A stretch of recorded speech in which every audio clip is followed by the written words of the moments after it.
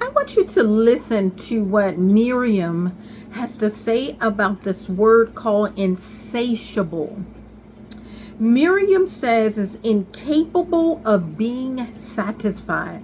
It is an appetite impossible to satisfy a need or a desire that is always wanting more and can never be fully appeased. It ain't that deep. Sexual immorality. I'm Stephanie Duncan. I'm in the month of June, and our Bible study is in the book of Hosea, Joah, and Amos, and I'm right in Hosea. It says this in Hosea 3 and 6. It says, "For my people are destroyed for lack of knowledge." And what the world says is it ain't that deep. We're just packing our overnight bag and we're just going to have some type of fun. But what Genesis 2 and 24, Matthew 19 and 5, and Mark 10 and 8 says is when a man and woman lies down in flesh, they become one. And this refers to what AI says, to the deep lifelong covenant of marriage where two separate individuals unite. Listen to this. Emotionally, they unite spiritually, they unite physically to form an inseparable partnership, aka marriage and covenant.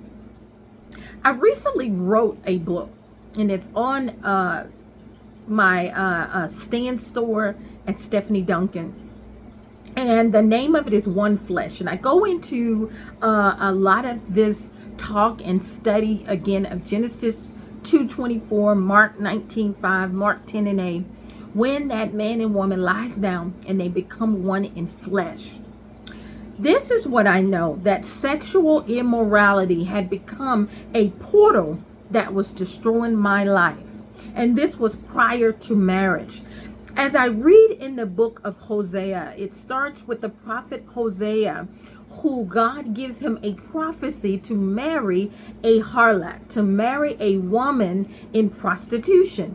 And he does exactly what God says, and he marries Gomer. And what Gomer does, they get married, and they begin to live in a marriage. But Gomer's lifestyle, it was something about her lifestyle in prostitution, in harlotry, in this sexual immorality, that although she had married a man of God, as we say women, she had married a man of the cloth, she had married a prophet, she continued to go out in adultery and to begin to, as it says in the book of Hosea, to chase her lovers. She began to chase them. It was after the things that they were giving her. It was after the gold, the watches. You know how the women of our day are doing. And I recently posted this about there are even women who are leaving their homes, they are leaving their marriages, and they're leaving their children in pursuit, in prostitution from corporate America, in businesses, and those businesses are included influencing in this hour, YouTubers, and those who are content creators. I just believe, as God gave me that revelation, that there are women and there are also men, husbands, who are being lured by this lust and this seduction of sexual immorality and all the hold that it has on the life of even a believer. This was a believer. Hosea was a man of God. But yet in all of his statue and who he was, Gomer, his wife, continued to leave their marriage in adultery. And it says and go and chase after her lovers in fornication, in adultery, in prostitution, in sexual immoral acts. So this insatiable, as we look at this deeper, it begins to talk about the way it describes it. It caught my eye on the pronunciation of insatiable, and the in buhl. It reminded me of Beelzebub. Beelzebub is what they consider the Lord of Lies, and is also considered the Lord of Dung. which is, in other words, Baal. Baal was a god in this time.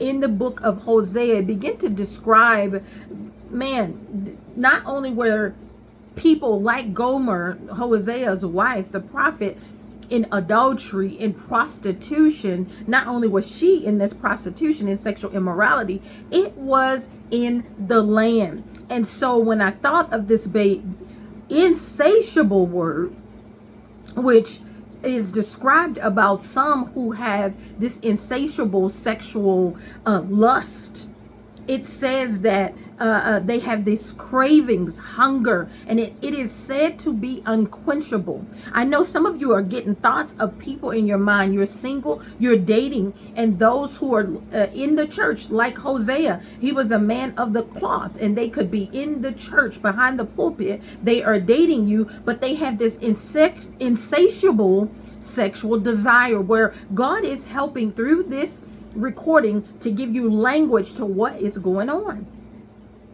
Beelzebub, Baal. This is Philistine roots. This is Nephilim, which were the giants of that time, roots. This was in the land. This is a curiosity that cannot be satisfied. This is ambition that cannot be satisfied. And this is a greed that cannot be satisfied. Gomer had gotten married, but yet she was still going after, it says, her lovers. So it was in the book of Hosea. It began to describe these people of Israel, God's people, but it also spoke of Judea. It began to speak of these people. Ephraim, they were worshiping other gods. They were in the land in this northern region of Israel, and God had done so many wonderful things for the people of Israel by this time. But what they were doing, if you remember the story of Moses went up to get the 10 commandments, worshiping, serving God. God had brought the people out of Egypt. They had crossed over the Red Sea. A miracle had taken place, and there they were worshiping other gods. They was taking the very things that God has given them, and they were worshiping this Baal. They was worshiping this Balaam. And so in the book of Hosea, when you begin it, it begins to talk of this woman Gomer. This was the lifestyle she was in. Even when it describes her in scripture in the first chapter, it doesn't give much genealogy, lineage, or historical lineage of who she was. It was almost as if Gomer didn't have much of an identity. And that's what I will also leave with you about sexual immorality. When I say that sexual immorality had become a portal that was destroying my life, it had become a part of my identity. This promiscuous lifestyle that I was living, the multiple partners that I was experiencing, it was for a duration of time while I was single, a single mom prior to my getting married. But I'm here to also to let you know, just like it is Gomer and Hosea's marriage was used as like a symbolic meaning for God in his marriage and his covenant with the people of Israel, and all that he was doing for them, all that he had given them, they were still going after. Here it is, like those women I described in corporate America, still going after the ladders and the chambers of corporate America. You will notice some of them, it'll be like this insatiable. I know I'm referring to it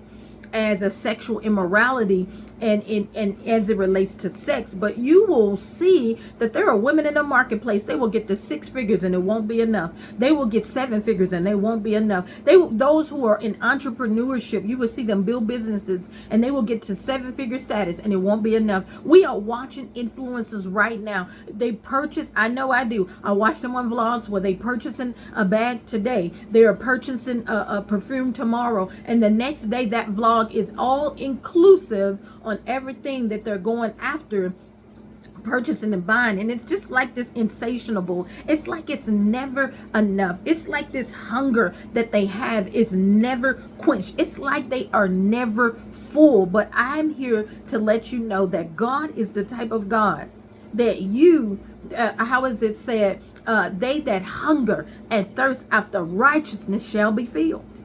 I'm here to let you know that a woman who was in sexual promiscuity prior to marriage, that it wasn't just the marriage that God gave me that helped me to be filled, but it was this thirst now that I have for God. It's this hunger now that I have for God, to live righteously for God in my marriage, and to not be doing anything that would destroy my marriage, but also that would destroy my relationship with Christ.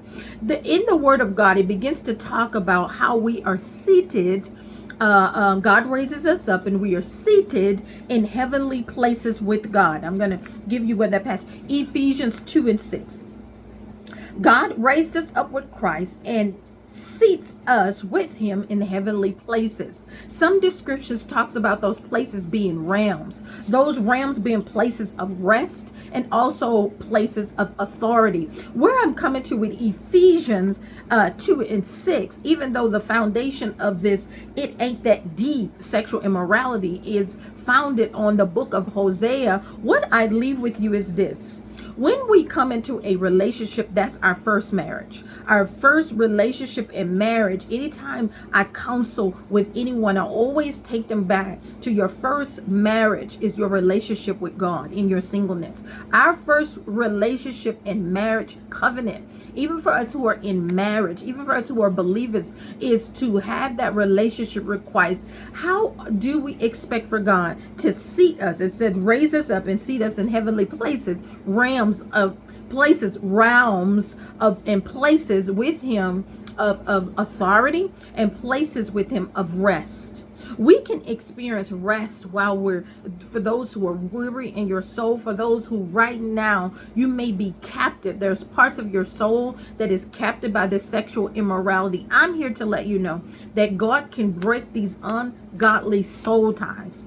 He can break these ungodly soul ties, and you can begin a journey of living free, of this freedom and extreme freedom through Jesus Christ, where he will bring you out of that lifestyle, like you hear my story, bring you out of that lifestyle into a marriage, with him of covenant, and then begin to give you a marriage in this earth realm, that where when you pray, when you speak, there's an authority with it. There's a weight that comes with that word. It's not how loud you speak. It's not the sound of it. It's not the roar of it. But in the spiritual realm, everything will understand that there is authority, and there is a rest on the words that God is speaking through you. I'm here just on today to give you this information that there is rest for you. There is rest for your weary soul. There is healing for your weary soul. And God says at the end of Hosea in the 14th chapter, he says, who is wise and who is wise? He says, he shall understand these things, prudent, and he shall know them. For the ways of the Lord are right, and the just shall walk in them, but the transgressors shall fall therein.